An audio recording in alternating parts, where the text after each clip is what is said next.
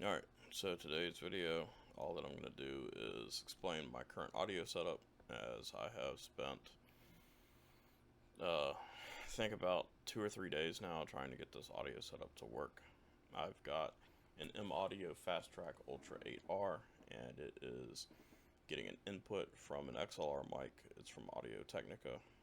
Um, the audio seems to be pretty good. It did take a little bit of time to actually get the configurations right. I did have to go and use a Bluetooth headset, which is my Skullcandy Evo.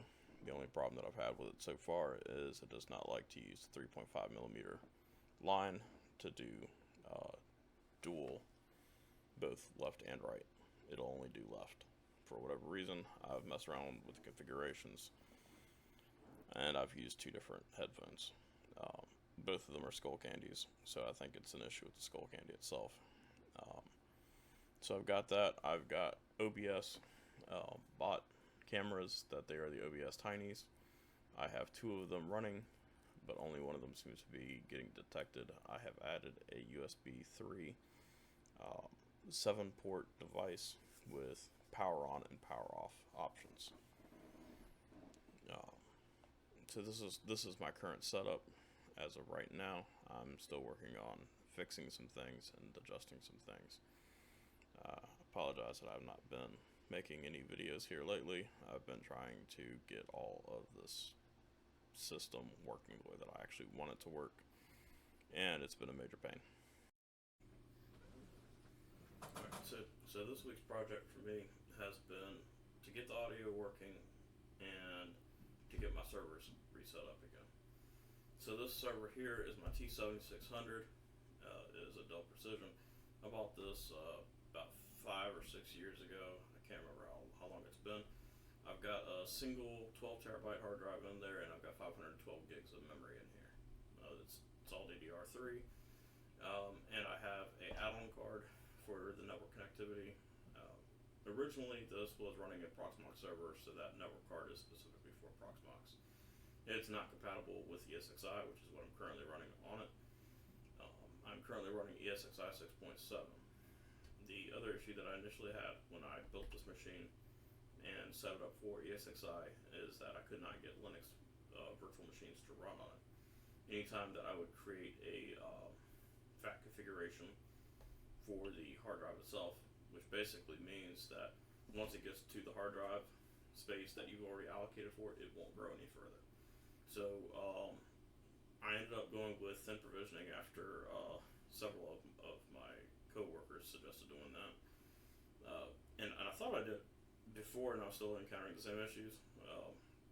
But I did it recently.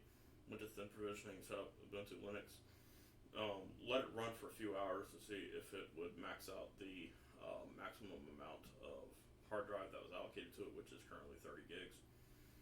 It has not gone over the limit. It's sitting at about 20 gigs when running. When it's not running, it reverts back down to about 14 gigs. So the next step that I'm going to go with this particular setup is I'm going to be adding additional virtual machines to it. One of those virtual machines is going to be the vSphere client, because I want to be able to actually manage it through vSphere, not ESXi directly. So that is going to be one of my future projects. So another issue that I had with this particular setup was the rails. So I bought rails for it about 2 years ago, and I initially tried to install the rails up on my network cabinet.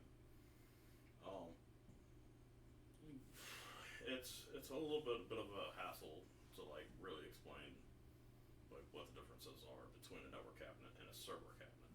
Server cabinet, one thing is server cabinet is deeper. It has to be deeper in order for you to actually get the rails inside of it. And the rails allow you to slide out your equipment so that you can replace hard drives. So that you can replace your hard drives, your memory, anything that is hot swappable without having to shut down the unit. So I got this from a friend of mine a couple weeks ago, and I've got it set up. So that's basically what I've got set up for it now. So that pretty much covers the first server. Now the two bottom servers here. Do that.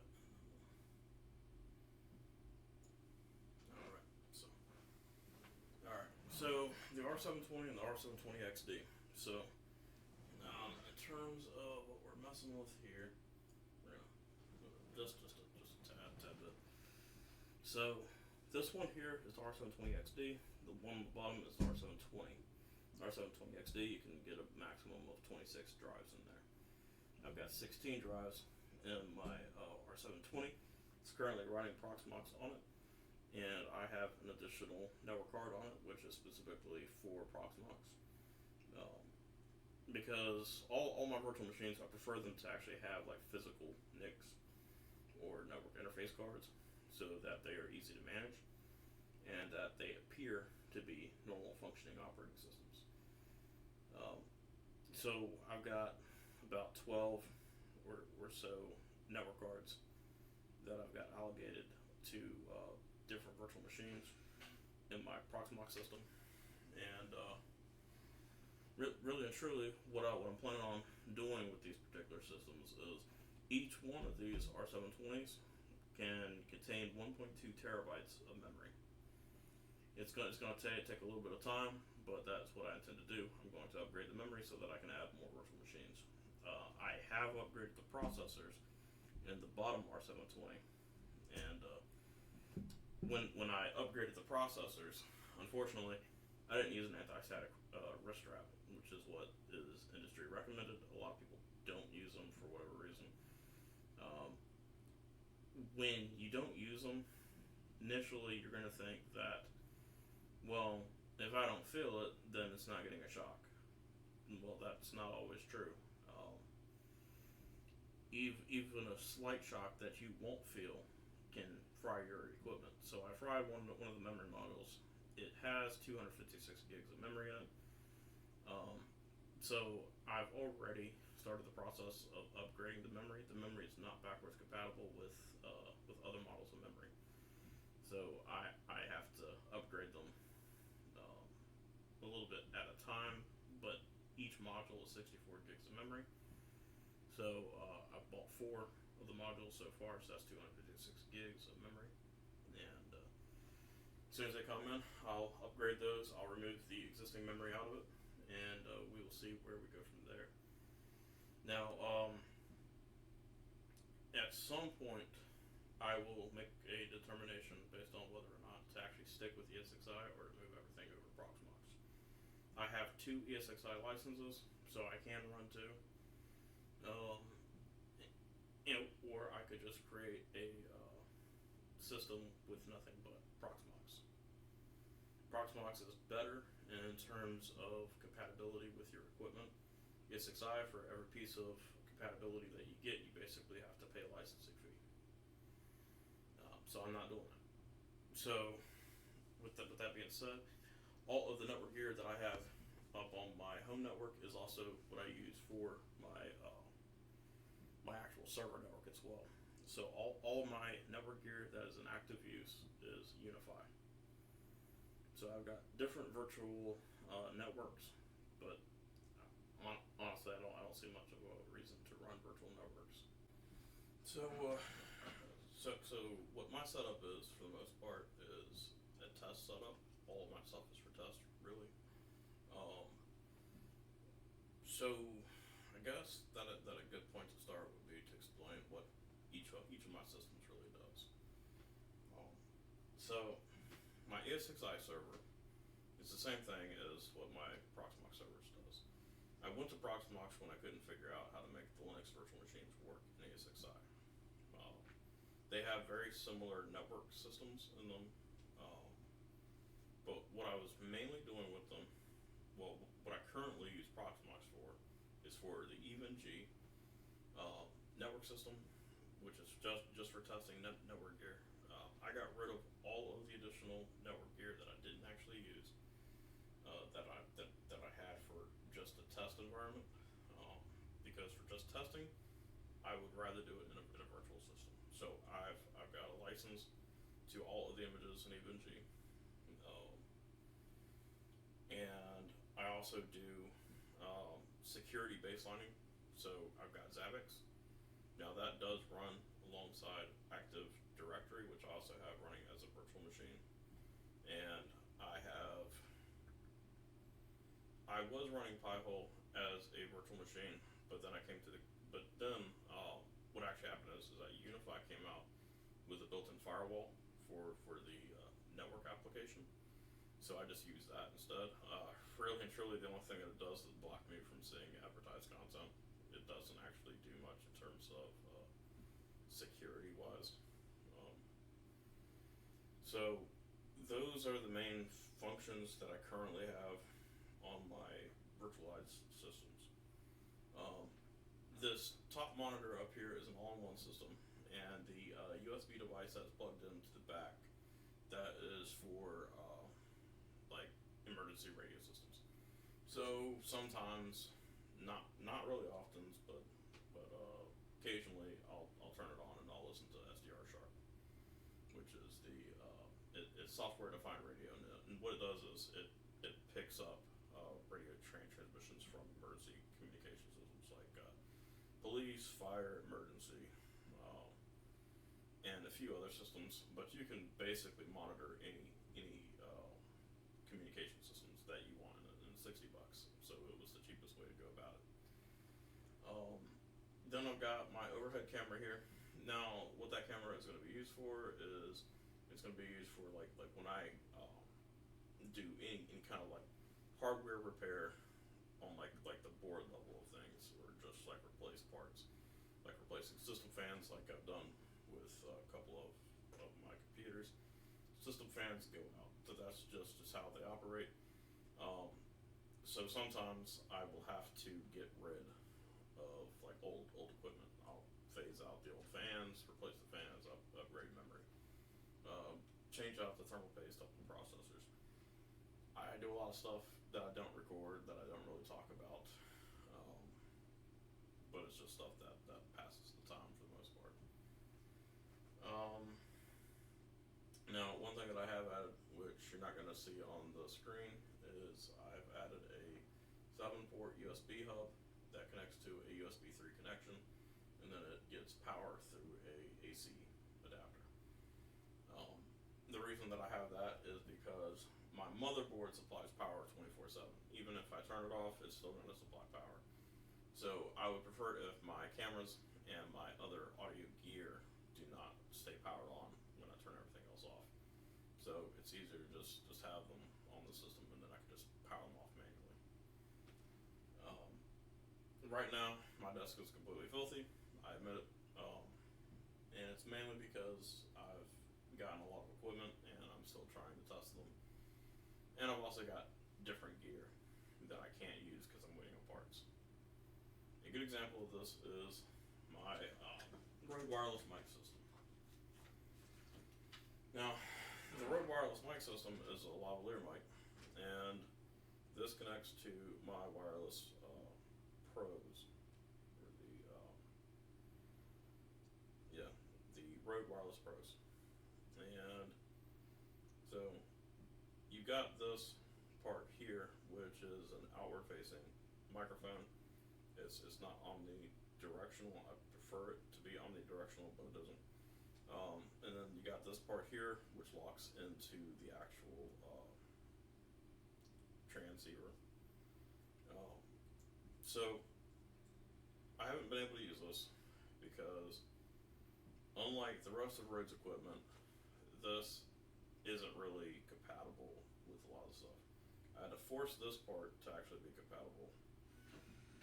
So this piece, this clip here, you can't really see it all that well. Well,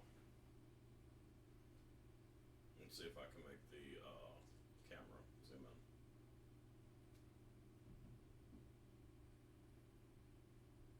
There we go. Okay, fine. Alright. So this piece here is a clip, and this clip connects to your clothing. Well, they made two different clips, and this clip is actually for an older system of the Rode Wireless gear. It is for the Rode Wireless Go, and the Rode Wireless Go is great, but it's not my system. I have the Rode Wireless Pro.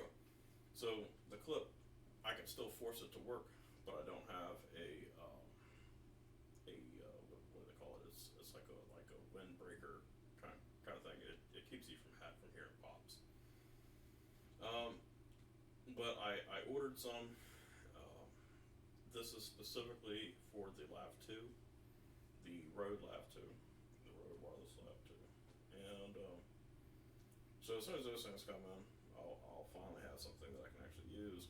Um, but once again, like the actual clips, for whatever reason, I can't find them up on Rode's website. So I just had to take like another kind of Rode clip, um, which was more expensive, which didn't need to be. So if anybody actually has any questions about the Rode clips, they do not currently sell a replacement for the Lav 2. The Lavalier Mic 2 does not have replacement clips. You can't order them. I've tried. I've looked everywhere. Can't find them. It's not a big deal. It just makes it where you can't make your cables loop the way that they try to show you up on the website. But it's not a big deal, and it's not a big breaker. For the most part, I've never had to loop my cables the way that they want you to. It's not a necessity. It's nice when you don't have an omnidirectional microphone, but that would be the only reason. So this is one of the reasons why my desk is so dirty, is because I've been going through different attachments for my lavalier mics and trying to figure out like the best way to do it. Currently, the tripod that I'm using with this OBS Bot Tiny, which is the first gen Tiny module. The actual tripod that it's currently sitting on is a Silk, I believe. No, it's Slick. It's a Slick U1200, I believe, is the model number. The reason why I have this is because when my uncle went on safari in 1988, he actually had one himself, and he was a Nikon guy.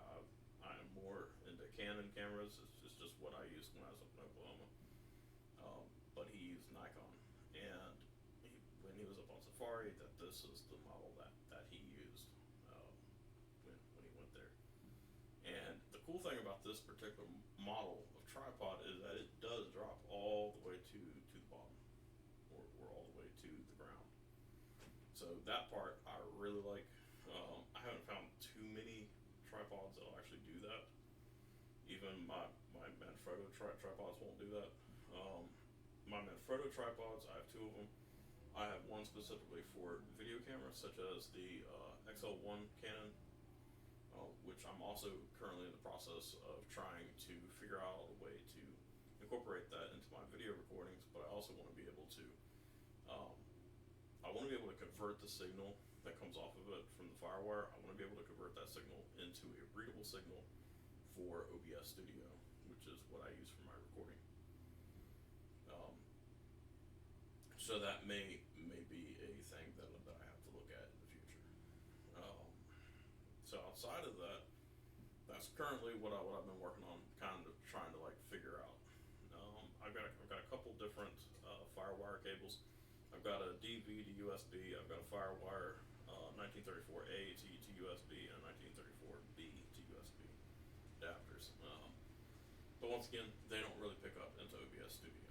So I've got to figure out a different solution, and I do not want to use the RCA jacks, because the RCA jacks, when you outport RCA to USB, it looks like crap. The better video came off of the DV port. So I might have to get something a little bit different to make it work, but still in the process of working on that. The image quality is not going to be super great. I think it's a 480p quality, but it was one of the professional cameras from back in 2003. So I might look at that, or I might not. It just depends. One reason why I kept the XL1 is because of the fact that it does have a remote. It can zoom in and it can zoom out, and it can do the pan and tilt remotely, sort of like the OBS Bot does. So that is currently what I'm working on,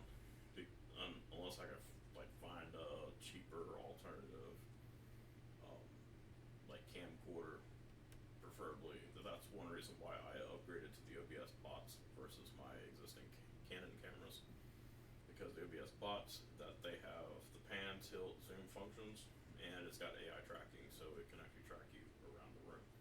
So, um, whereas in a few of the other videos that I have, it like loses the focal point on the person, and then you end up like seeing my chest or my legs or something when I'm trying to work on something. The AI system part of it should actually do tracking, and the way that that works is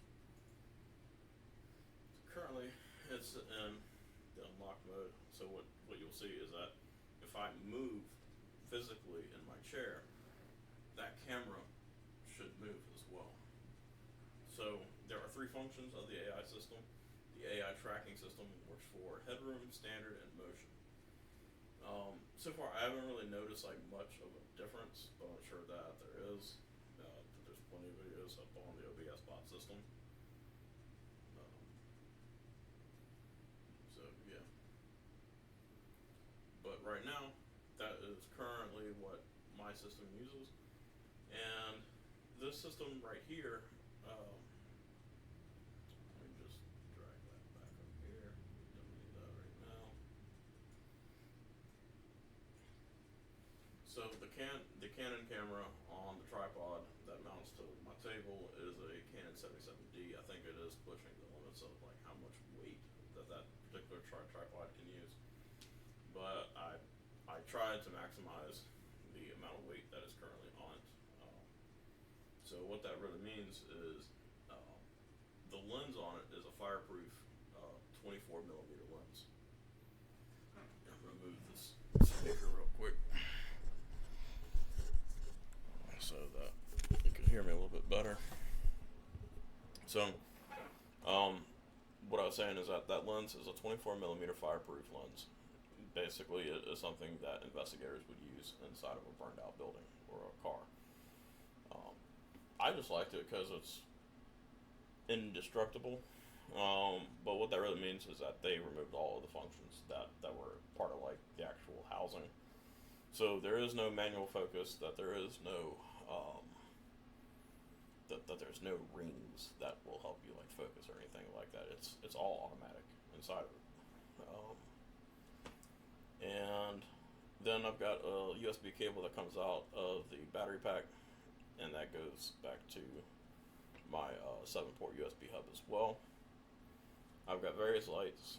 I've got some radios in the back that I'm still working on to create a centralized base station, and I've got an iPad mini, and what I'm using this mini for is something that I'm going to cover in a future video. But what I'm planning to use it for is I can use it to remotely control my OBS studio. So if I want to like switch between inputs, if I want to switch like audio transitions, things like that, I can control it all from here. I'm not dependent on having to like sit in front of my computer to change it. So we got that. So the next thing that my setup has is it has two computers, two gaming leveled computers. Let's see. There we go. So yeah, so another thing is that with the OBS bot system is that you can actually get a remote for it. I just haven't bought one yet. So what this one does here, that this particular one is, this one is the processing unit that I use for all of my videos, all of my editing, all that stuff.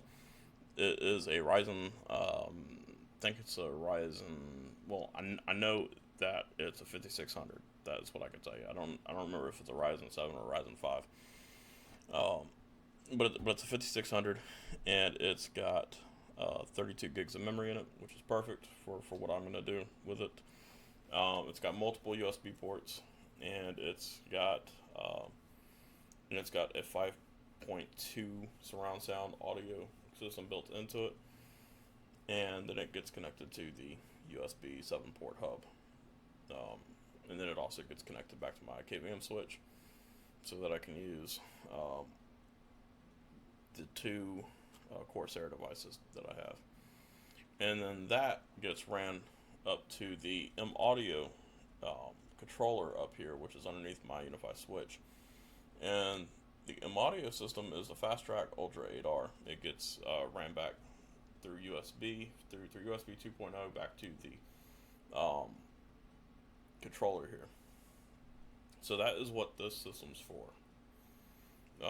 I was using my other gaming PC, which is here. I was using that for that particular process at one point in time. Um, Honestly, it is a heat generator for the most part. I can play video games on it, but I don't really play video games all that much, so haven't had much of a reason to use it. It was really good for editing photos. Um, Part of what you see in the back here is this box here. That's my photo scanner. So I like to take like really old photos. I scan them in and I edit them, fix them up, clean them up. So that's another hobby of mine, and I've got multiple headsets. All of my headsets are Skull Candy Crush systems, or the Crusher systems, just because I love the audio quality. I've never had like a different pair of like actual headsets. I do prefer my Sennheisers, which are the Momentums. So that is what these are. The Momentums are my everyday carry headphones, and these are just in-ear Bluetooth ones. I prefer them because I don't have to worry about them falling out, whereas most in-ear audio pieces that you have to worry about them like dislodging and then falling out and breaking. I don't really have that issue. Yep, so we got that, and that's really, for the most part, what I use on a daily basis. Um, that's not to say that those are my only computers. I do have my home assistant device in my AV rack at this point, along with my whole home audio system, which I don't use because I figured out a way to use the Google Home audio system. I've got multiple speakers in all my rooms, so it just made better sense to just create a speaker group. Once I created the speaker group, I can play music from my Spotify, or I can play it through Plex. So whichever one that I choose to use. So it's pretty great for that.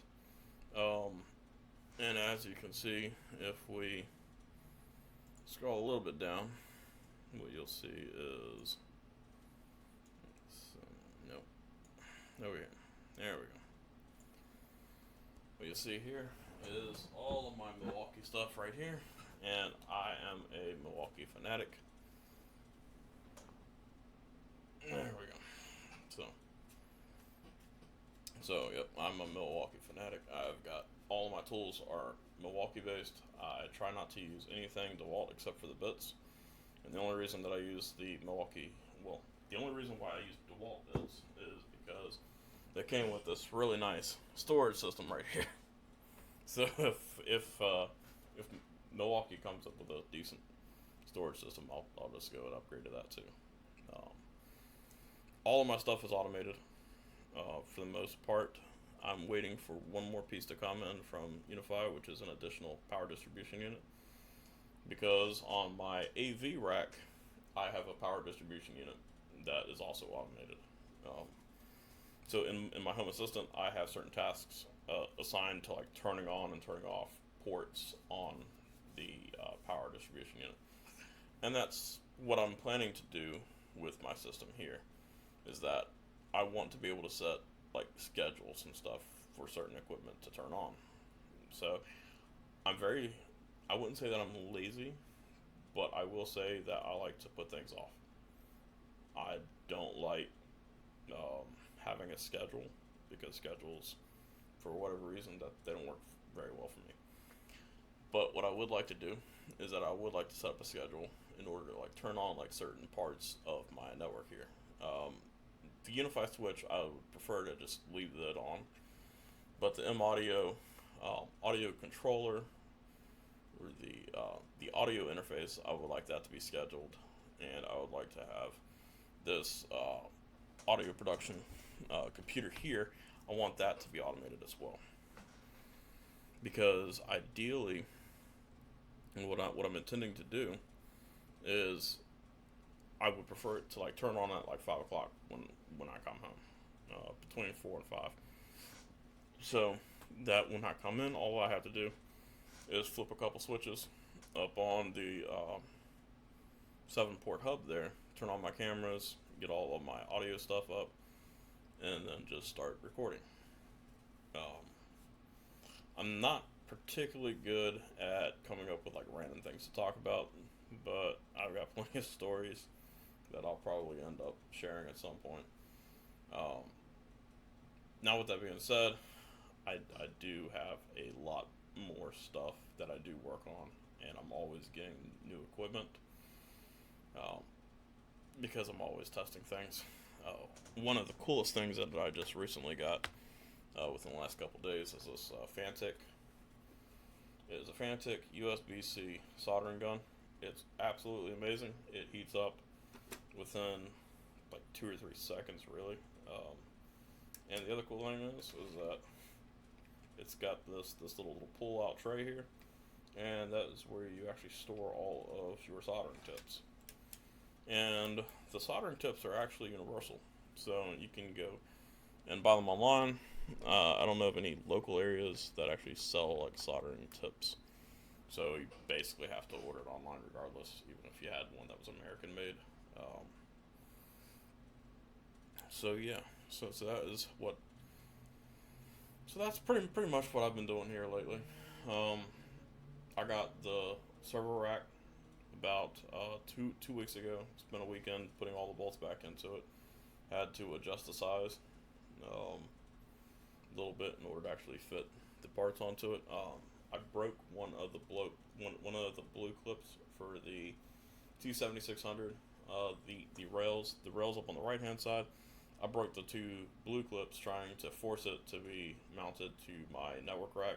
Never could get it to actually fit because it wouldn't shrink enough. But I took a cage nut and a couple screws, um, just screwed it in there. It works perfect now. Don't have to worry about it like getting loose and falling down.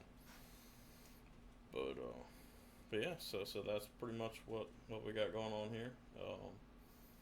I'll be sure to show you guys how I set up a lot of this stuff here in the future. Um, if you guys have any questions about what I got running or anything, just let me know.